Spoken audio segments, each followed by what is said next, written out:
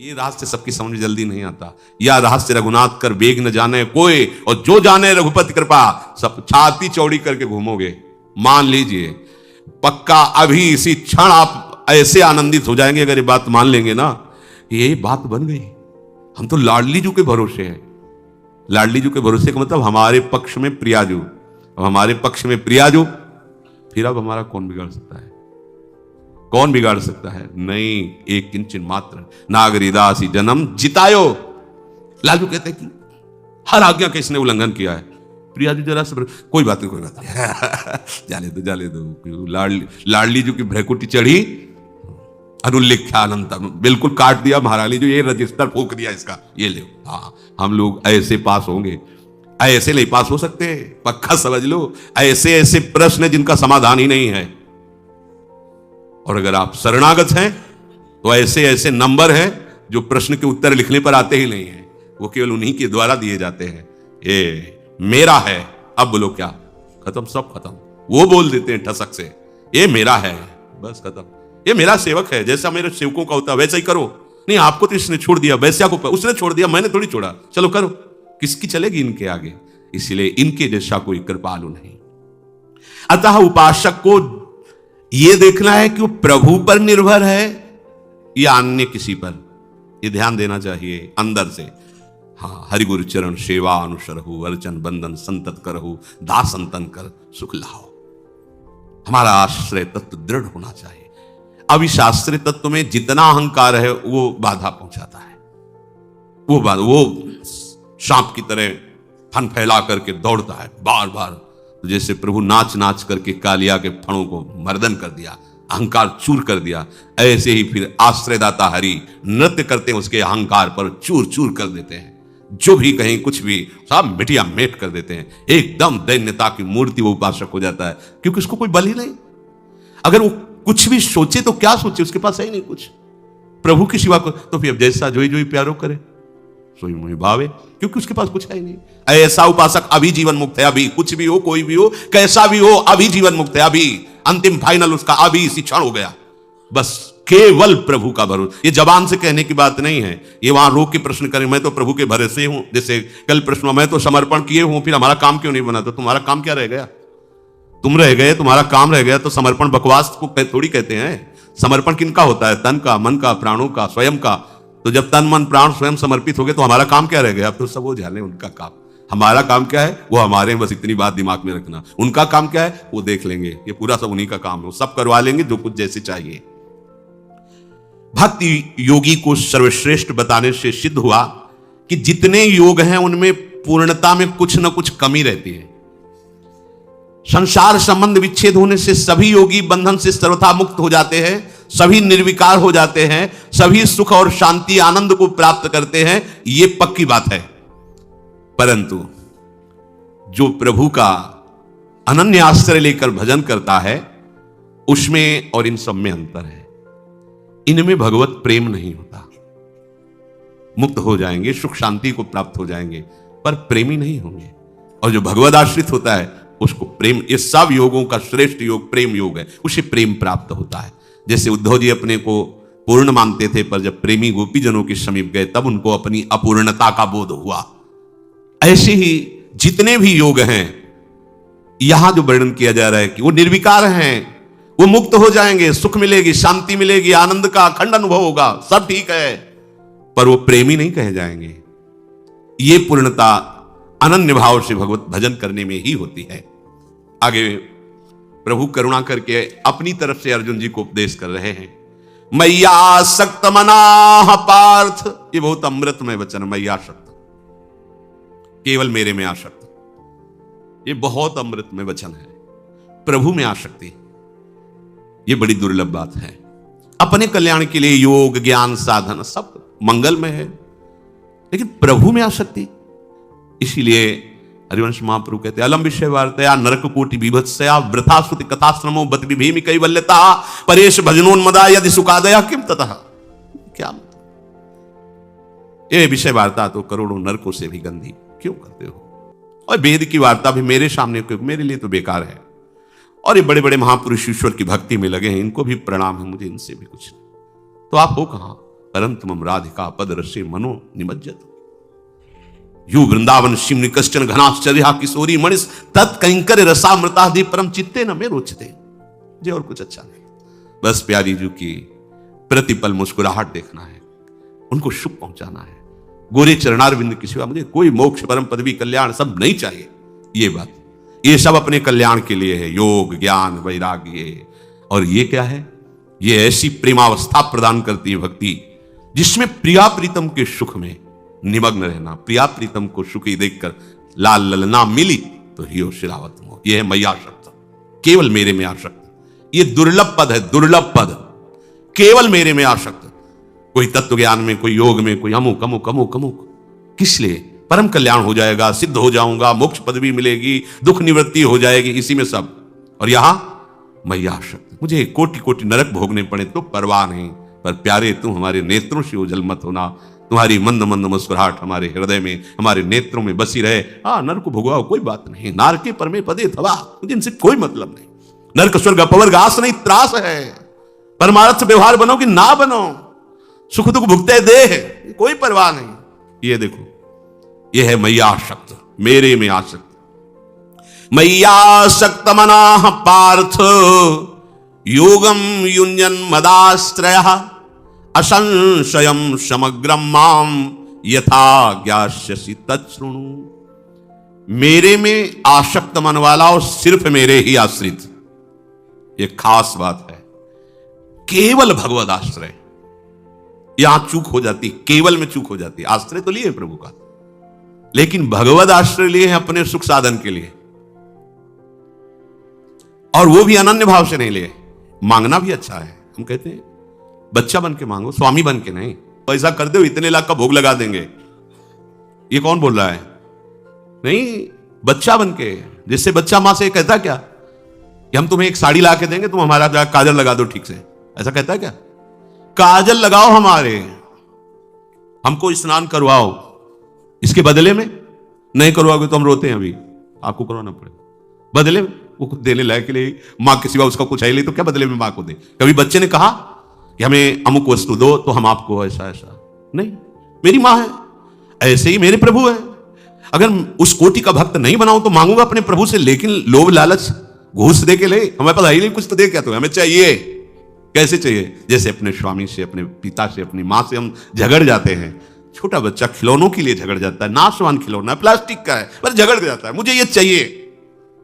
वो ये नहीं कहता कि आपको ये ला के दूंगा, आप हमें ये ला के दो। हम लोग ऐसे ही स्वामीगिरी प्रभु से झाड़ते हैं, फूल बंगला बनवा देंगे, आप ऐसा कर दो ना, ये वाला मुकदमा जितवा दो, अगले साल 100 ब्राह्मण खवाएंगे, ऐसा ऐसा। और आपको ये क्या, वो कौन बोल रहा है? बच्चा बोल रहा है क्या? बच्चा, प्रभु गलती हो गई, प्रपंच में फंस गया हूं, एक बार निकाल दो नाथ, बस आपका भजन करूं, आपके आश्रित रहूं। मांग सकते हो, आप उनके बच्चे हो, उनके जन हो, आपको कोई भी बात है अपने प्रभु से कहो, पर स्वामी बन के नहीं, दैन्य भाव से सेवक बन करके। और आगे चलकर जब आप समझ जाओगे तो मांग ही मिट जाएगी। मैया शक्त मना, प्रभु में आसक्त। ये जानते हो कैसे होती? भगवत चर्चा सुनने से होती, ये किसी और साधन से नहीं होती। अन्य कोई आश्रय नहीं, ये बहुत ऊंची स्थिति है। इसमें संपूर्ण ज्ञान, योग का संपूर्णतः प्रकाश और भक्ति की चरम अवस्था स्वयं प्रकाशित हो जाती है।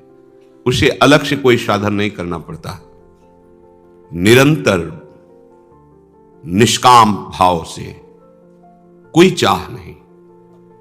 ये चाह को भी मिटा देगा भजन। ये स्थिति है, प्रारंभ में किसी की ऐसी स्थिति नहीं होती। ये पीछे के श्लोक में श्री भगवान ने वर्णन किया। जो प्रयत्न पूर्वक उपासक अपनी उपासना में मन को दृढ़ कर दिया है, प्रयत्न पूर्वक बार बार मन हमको उपास्य देव से विमुख करने की चेष्टा करेगा, पर हमें प्रयासरत रहना है। अगर हमें सफलता ना भी मिली तो भी सफलता हमें मिल जाएगी। बात समझना। श्रद्धा विश्वास पूर्वक प्रभु में तल्लीन हुए मन से जो उपासक भजन करता है, तो प्रभु की तरफ से समस्त साधनाओं का स्वरूप उसके हृदय में प्रकाशित हो जाता है। शब्द ध्यान दीजिए, समस्त साधनाओं का। ज्ञान का स्वरूप तत्वबोध होना, सर्वान वस्तुतया निरीक्ष परम स्वाराध बुद्धिर्मन तत्वबोध हो गया। वैराग्य का स्वरूप लोक परलोक के किसी भोग में राग न रहना। जगते भयो फिरे वैरागी, श्री वृंदावन रस में अनुरागी। भक्ति का चरम स्वरूप गदगद सुर नैना सजल दंपति रस रह भीन, इह गति वृंदा विपिन में फिरे प्रेम तन लीन। योग की जितनी सिद्धियां हैं उनकी एक सीमा है, लेकिन जो गोरे चरणारविंद की शरणागति लेकर उनकी सेवा में तत्पर है, तो महाप्रभु हरिवंश चंद्र जो कहते हैं, श्री राधा किंकरीणाम लुठति चरणयो अद्भुता सिद्धि कोटि। नाम नहीं बताया, करोड़ों सिद्धियां। इस एक सिद्धि के सामने कोई सिद्धि नहीं है। प्रिया प्रीतम के मन की बात जानकर उनकी सेवा में मगन रहना। मन मन की रुचि जानी नेह विधि अनुसरे। ये सिद्धि बड़े बड़े ईश्वर कोटि के महापुरुषों में भी नहीं है कि हमारे श्यामा श्याम के मन में क्या चल रहा है ये बात जान सके। बड़े से बड़ा योगी प्राकृतिक पांच भौतिक शरीरधारी के मन की बात जान सकता है, लेकिन हमारे प्रिया प्रीतम के मन की बात ये केवल सहचरियों को ही सिद्धि प्राप्त है, किसी और को नहीं। इस सिद्धि की समानता करोड़ों सिद्धियां नहीं कर सकती। सब सिद्धियां हाथ जोड़े खड़ी रहती हैं प्रियादासियों के सामने। एकमात्र जिसने भजन अपना जीवन बना लिया है, तो हमारे प्रभु श्री कृष्ण को महायोगेश्वर कहा गया है। योगींद्रों मुनींद्रों के गुरु कहा गया है। योगींद्र मुनींद्र, जैसे भगवान शंकर से बढ़कर कोई योगी राज नहीं है, श्री सुखदेव जी से बढ़कर कोई मुनि नहीं है। योगींद्र मुनींद्रों के भी परम गुरु भगवान श्री कृष्ण है, इसलिए इनको महायोगी राज कहा गया है। महायोग योगेश्वर भगवान श्री कृष्ण जिनके उपास्य देव हैं, उसके अंदर कौन सा योग बकाया रह जाएगा, कौन सा ज्ञान बकाया रह जाएगा, कौन सी स्थिति बकाया रह जाएगी। क्योंकि जिसने इनकी शरण ली वो ऐसा पूर्णतम होता है कि उसमें कहीं से भी किसी भी तरह की कमी नहीं रहती। कि भक्त तो हैं पर इनको ज्ञान नहीं है, भक्त तो हैं पर इनका वैराग्य। वैराग्य का तात्पर्य कपड़ा उतार के घूमना नहीं है, वैराग्य का तात्पर्य शरीर का ही राग नष्ट हो जाना। अब ये कैसे जानोगे भाई? कपड़ा उतार कर फटे पुराने कपड़े पहने तो दिखाई दे रहा है, लेकिन उसने स्थूल सूक्ष्म कारण तीनों शरीरों का राग ही त्याग दिया, ये कैसे जानोगे? ये तो स्थिति प्रज्ञ ही जान सकता है, दूसरा थोड़ी जान सकता है। ये वैराग्य प्रभु प्रदान करते हैं। कुटुम देह ते जाए छूट सब ही विधि नातो, सब ही विधि नातो। ये प्रभु का आश्रय और स्मरण। प्रभु कह रहे हैं मेरा भक्त युक्ततम होता है, सबसे श्रेष्ठ होता है। जो ऐसा भक्त होता है उसे योग भ्रष्ट होना ही नहीं पड़ता है।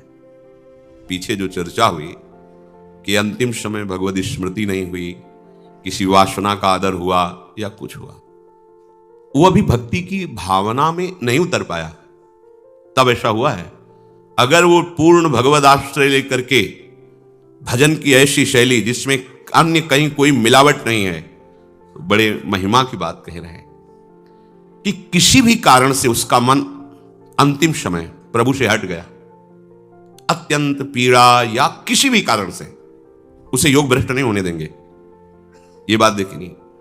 ये केवल बात उसी के लिए जिसने अन्य साधन का, अन्य का कहीं कोई भरोसा आशा स्थान नहीं है, जिसे थोड़ा भी अपने पुरुषार्थ का बल है, साधना का बल है, अपनी साधना पर विश्वास है, अपनी जितेंद्रियता पर अभिमान है, तो ऐसे के योग भ्रष्ट होने में चांस हैं।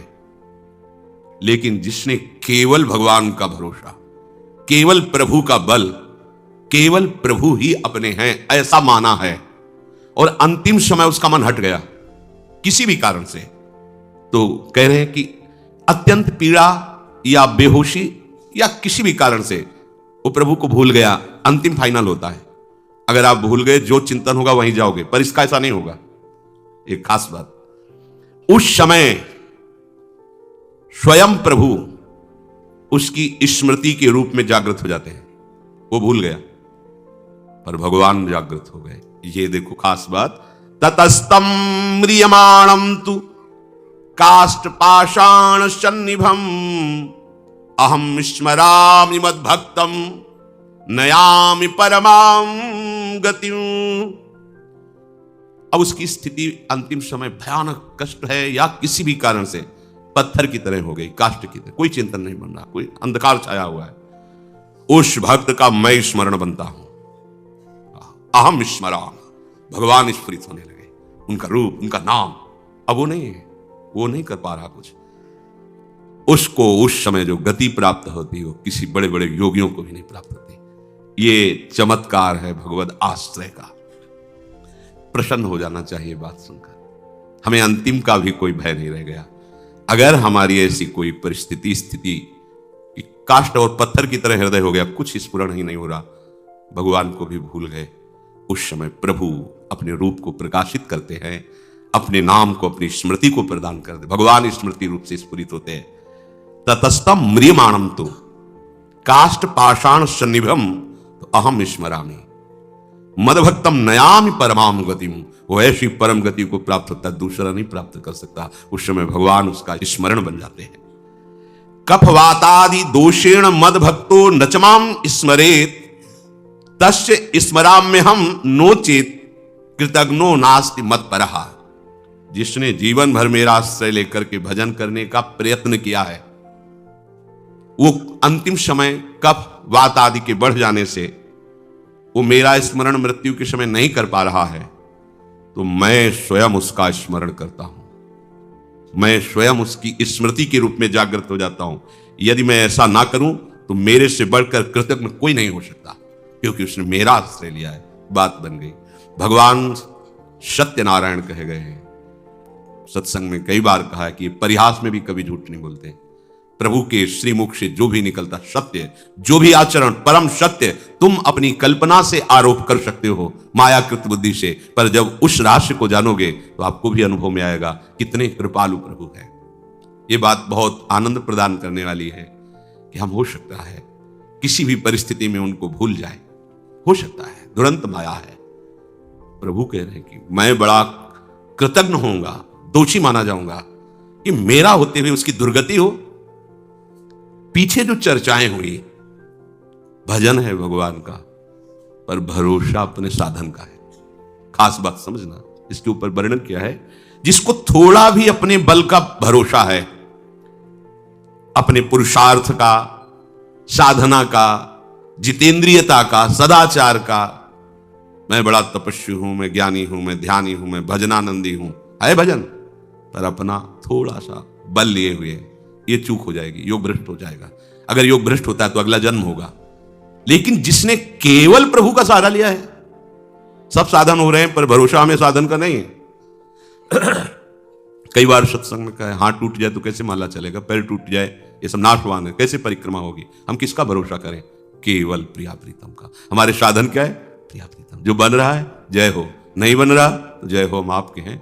हमारी कराह पड़े पड़े आपको ही पुकारेगी, राधा राधा।